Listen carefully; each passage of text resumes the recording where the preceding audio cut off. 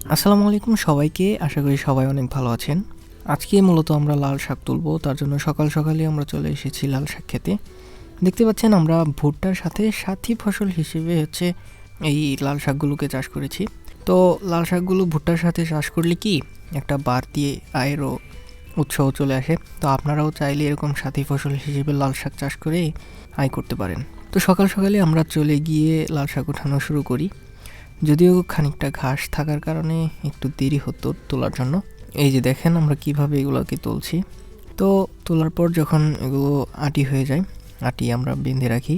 বাঁধার পরে যখন 100 আটি হয়, সেই 100 আটিগুলোকে আমরা এরকম একটা পাইসের মধ্যে রাখি এবং রেখে 100 আটি করে আমরা ধোয়ার জন্য নিয়ে যাই। তো এই যে দেখতে পাচ্ছেন এই পাইসাটা ভরে গিয়েছে 100 আটি দিয়ে, এবং এগুলোকে আমরা নিয়ে এখন ধুবো। উঠানো শেষ করে ধোয়ার পর আমরা এক জায়গায় এগুলোকে রেখে দিই। একদম সকালে ধরেন 10টা বা 11টার দিকে আমরা যাই এবং একদম সন্ধ্যা পর্যন্ত তুলি। তাতে মোটামুটি 500 থেকে 600 আটির মতো আমাদের তোলা হয়। এই যে দেখতে পাচ্ছেন তুলতে তুলতে আমাদের সন্ধ্যা হয়ে গিয়েছে।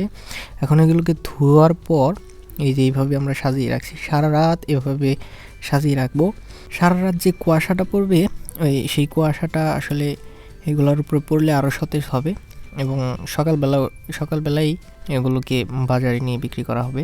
তো এই ছিল আজকের ভিডিওটি ভালো লাগলে অবশ্যই একটি লাইক দিয়ে চ্যানেলটিকে সাবস্ক্রাইব করে চলে যাবেন। আর ভবিষ্যতে কী সম্পর্কে ভিডিও চান জানাবেন কমেন্ট বক্সে।